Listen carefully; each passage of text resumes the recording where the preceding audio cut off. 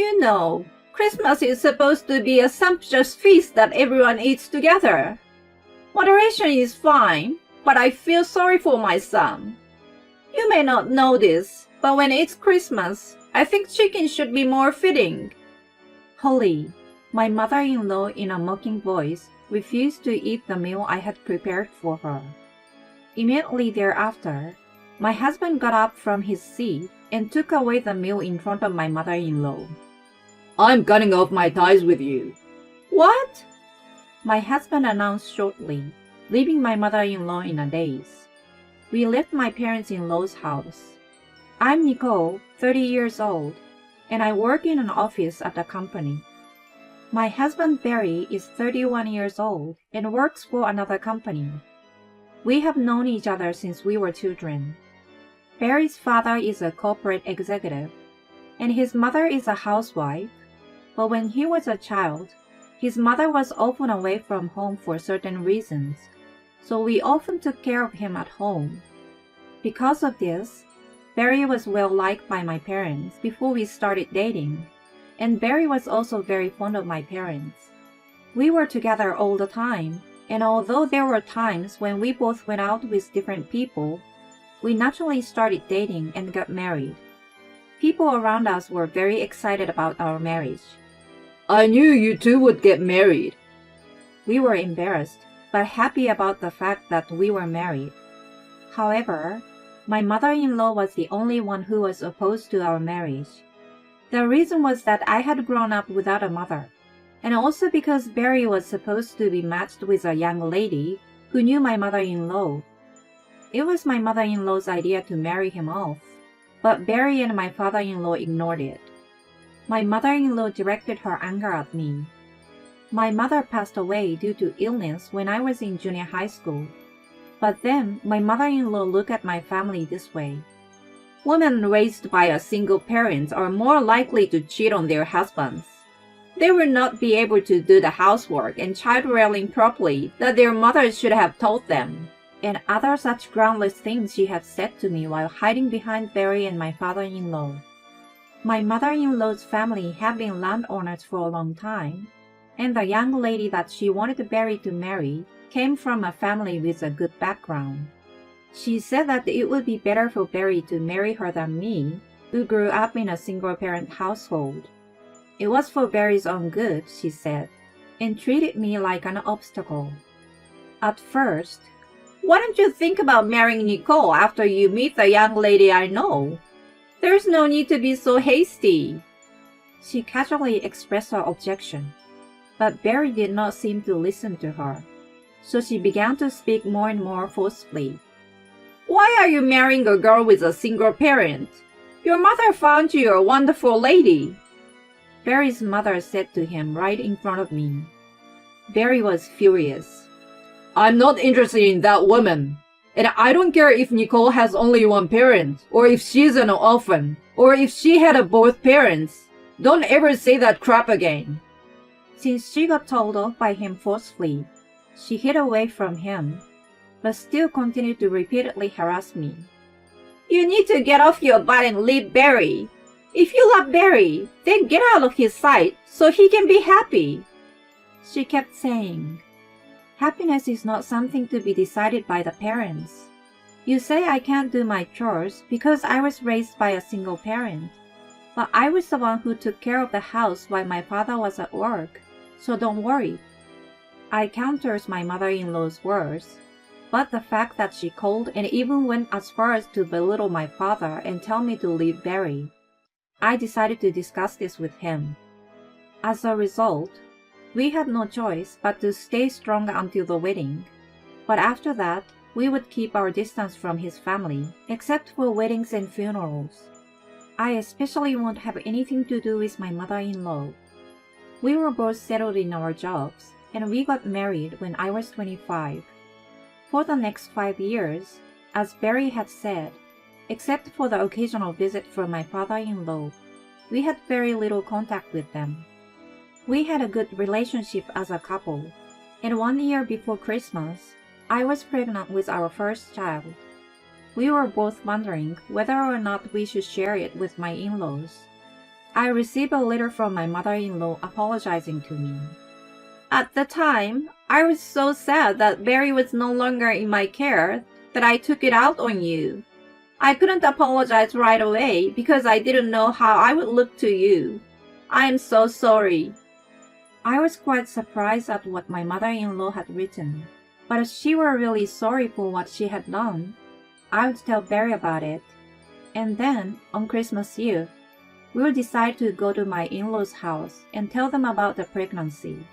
I'm still not sure if I can trust everything in her letter, but we'll have to tell them about the baby eventually. We'll see how things go this Christmas. Barry was being cautious about improving his relationship with his parents. Then, on Christmas Eve, when we arrived at my in-laws' house, my mother-in-law greeted us with a smile. She was the first to apologize to me. I'm so sorry for what happened. I've been thinking about it and regretting it for the past few years. So it was really nice to see you again like this. I was relieved to hear my mother-in-law's words and stepped into my in-laws' house as I was welcomed. That day, I spent Christmas Eve talking with my in-laws for the first time in a long time. The next day, however, an incident occurred. I was going to tell them about my pregnancy at a dinner party scheduled for Christmas Day, but I was asked by my mother-in-law, "Nicole, it's been a while. Can you help me cook?" She said, so I helped her. Although it's a dinner party, it was just my parents-in-law, my husband, and I enjoying a little luxury food and celebrating Christmas. However, my mother-in-law did not help me with the cooking. She left it to me because she said she's in a great hurry to go shopping and prepare for the dinner party. The menu had not even been decided yet, and it was only after 4 p.m. when she told me about it. I felt uncomfortable about it, but when I went to the supermarket, I found some large tacos which were on display, so I bought those. In fact, Barry and I both have fond childhood memories of eating tacos. When Barry would eat at our house, my mother would make these. It's fun and tasty when we all cook and eat together. She'd say, Barry would always remember this, even as an adult. Nicole's mother was always very attentive, so I really enjoyed eating at your house because she took care of me when I ate alone. I was able to forget how lonely I was, he told me, and I responded. It was really fun to eat tacos together, wasn't it? Thinking back on it now, it was also easy because all we had to do was prepare the ingredients. I laughed. And then the dinner party started, and I had just laid out the ingredients for the tacos on the table. My mother-in-law, who was watching me, opened her mouth and said, "Oh, you are serving tacos on Christmas?" "Yes. Well, you told me about what I was going to cook a little late. I can't cook anything elaborate, and besides, in our family, tacos hold a special meaning for us. Is that bad?" "You know, Christmas is supposed to be a big feast for everyone. Moderation is good, but this is not good for Barry. You may not know this, but Christmas is all about chicken." I couldn't hide my surprise at these words, and I looked at my mother-in-law's face. She was grinning and making fun of me. Then, Barry stood up and took my hand. "Let's go home. I'm cutting off ties with her." "What?" Barry's words were followed by my mother-in-law and my voice. And then, my father-in-law Calvin spoke up. "Holly, weren't you trying to improve your relationship with Nicole?" In response to this question from my father-in-law, my mother-in-law stared at me with a serious look on her face. She began to answer in a voice that sounded as if she was really worried about Barry.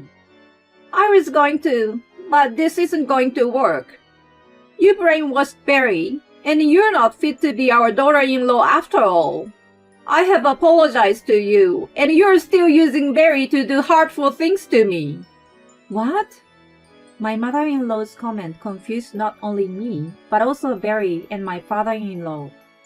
According to my mother-in-law, she really wanted to improve her relationship with me. But she decided that it was impossible, and then It turns out that the lady she tried to match with Barry before also got married, but because of the woman's infidelity, she got divorced and is looking for a new husband. So my mother-in-law decided to bring it up to Barry again. So she sent me a letter of apology to have him come to see her at Christmas. I later heard that while I was out shopping, my mother-in-law had casually told Barry about it. At this point, Barry was already angry with his mother. However, because of the matter of our future child, and since I was out shopping for food, they decided to discuss things after the dinner party was over. Why are you pushing such a woman to Barry? He already has Nicole. Nicole would never cheat on him, and she's a much nicer girl. The young lady comes from a good family. She and Barry will get along just fine as divorced couples. I'm sure the divorce was caused by an affair, right? You are a man. You can forgive a fling or two, can't you? You forgave me too. The in-laws began to argue. When my mother-in-law said those last words, it was as if time froze. My mother-in-law had an affair once when Barry and I were still children. Barry was in our house often because my mother-in-law was having an affair and was always away. My in-laws were on the verge of divorce once at this time. My mother-in-law apologized, and Barry was still very young. My father-in-law was reluctant to rebuild the relationship. My father-in-law was reluctant to reestablish it. My father-in-law, though quiet, became furious. You think I forgave you easily for what you did to me back then? Are you saying that you have no problem with your son going through the same thing I went through? As expected, my mother-in-law was choking on her own foolish words. Holly, you have the nerve to say that I'm prone to cheating on my husband and to leave Barry because of your selfish prejudice of me being raised by a single parent, didn't you? You're from a good family, so why did you have an affair? Don't you think something's wrong with your attitude? Hearing my words, my mother-in-law became even more furious, saying I didn't know what I was talking about. And just when the mood of the place was getting bad, Barry spoke up. Did you ever think about how that must have felt at that moment? Or if I, who was only a child then, was feeling so lonely? You didn't think about all that, did you? At least, I would never marry a woman who would cheat on me. And I have no intention of leaving Nicole in the first place. I don't want to breathe the same air in this house with a woman like you. We are leaving. Barry's face was full of anger and contempt. I followed him, unable to speak. My mother-in-law tried to keep Barry back, but my father-in-law would have none of it. From inside the in-law's house, I could hear my mother-in-law frantically apologizing to my father-in-law. When we got home, I wish I could just tell Dad about the baby. But if he and Mom are going to be together, I don't want anything to do with it. I don't want Nicole involved either. I'm sorry you had to go through all this because of my parents. Barry lowered his head. You didn't do anything wrong, and you were just their child. You are innocent. I couldn't do anything but reply. Later that evening, as we were relaxing at home, Barry received a call from his mother.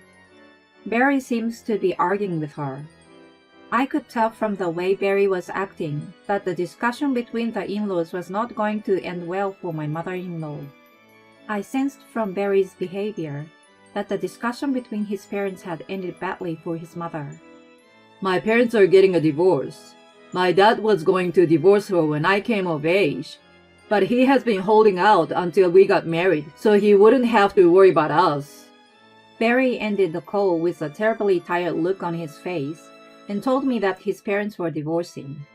My mother-in-law called Barry for my father-in-law, who had told her he was getting a divorce.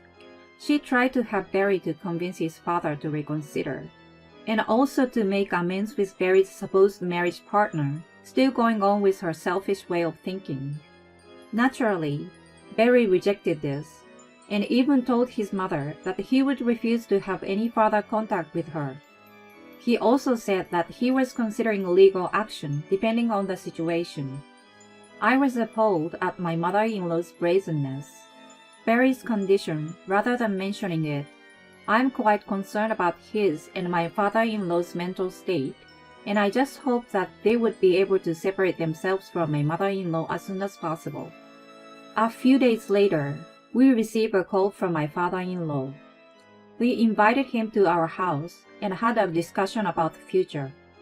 According to my father-in-law, his divorce from my mother-in-law was final, and that she was going back to her hometown for the time being.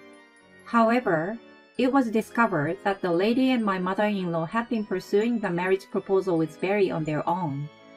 This led to a lot of criticism from the people around her, so she is expected to soon be kicked out of her house. And when that happens, she will turn to Barry for help. We could help her or we could ignore her. That would be up to our own judgment. Of course, Barry decided to ignore my mother-in-law.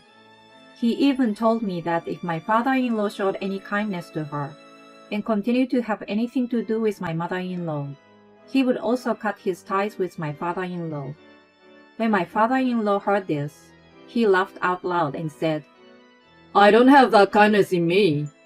I'm going to hire a lawyer so that I don't have to see her face ever again." He told Barry. "Barry will continue becoming a fine man, and you will be there for him. I've seen that, and now I'm thinking it might be a good idea to go back to the countryside and live a life of solitude. You are thinking of retreating to the country by yourself? That's not a good idea, Grandpa." Barry smiled at his father, who was a little sad. "I don't see why you two should be in any trouble. You two are getting along just fine, aren't you?" "Wait, Grandpa?" Barry's father, who seems puzzled by Barry's words, recognized the word Grandpa and looked surprised. "I'm actually pregnant. Actually, I was talking to Barry about telling you at Christmas. I'm sorry it took so long to tell you." I bowed my head and laughed. My father-in-law looked as if he was about to burst into tears. He asked Barry if it was really true, and then turned to me and kept saying, Thank you. And he was happy to hear that. In the days since Christmas, my father-in-law had been emotionally drained due to my mother-in-law, so I was so glad to be able to report this to him. After talking a bit with Barry, it seems that sharing this news helped him come out of his exhausted state, and he started sanctioning my mother-in-law in a number of ways. First, in order to rebuild things, he meditated on that time when she was cheating on him, demanded restitution for the use of their savings, and asked me to submit and disclose to my mother-in-law's family her bullying and verbal abuse towards me. As for that, I have given my consent, so I provided my father-in-law with a recording of what she said before my marriage and during this Christmas that I had kept in case. Upon hearing this, my mother-in-law's family members became even more critical of her. My mother-in-law, who had nowhere else to turn but her parents' home, began to spend her days under cold stares. Only once did my mother-in-law contact Barry. I don't consider you my mother anymore. I don't even want you in my life anymore. I'm talking to my lawyer, so any communication with me will have to go through him. I will no longer accept direct contact from you. He hung up the phone and blocked incoming calls from her. And of course, my in-laws divorced. As for the affair that Barry's mother had when he was a child, my father-in-law was not able to file a claim due to the statute of limitations. But he would also explain why whenever he got asked about the reason for the divorce. My mother-in-law told her own family and friends that she was getting divorced due to a daughter-in-law issue, and that she was the victim in this situation. The truth about my mother-in-law's affairs spread quickly, and she completely lost the trust of the people around her. My mother-in-law, who had always had a lot of pride, had a hard time even finding a job. My father-in-law told her that she would have a very difficult life in the future. My father was aware of the situation at the time. He said to my father-in-law You've been working so hard all this time. He frequently invited my father-in-law to go fishing, which was a hobby he started after becoming single. When things had finally settled down, he was relieved, but still very tired. He has recently started to regain his energy. He and my father have become so close that they often drink together as well as go fishing. As for me, I have morning sickness, but my baby is growing well. I am having a comfortable pregnancy with the support of Barry, my father-in-law, and my father, who take care of me every day. I had only found out by my mother-in-law's affair when our engagement was finalized, but I remember the sad look on Barry's face at the time. We would never let that happen to our child, so Barry and I always talk about how we want to raise our child with love and care.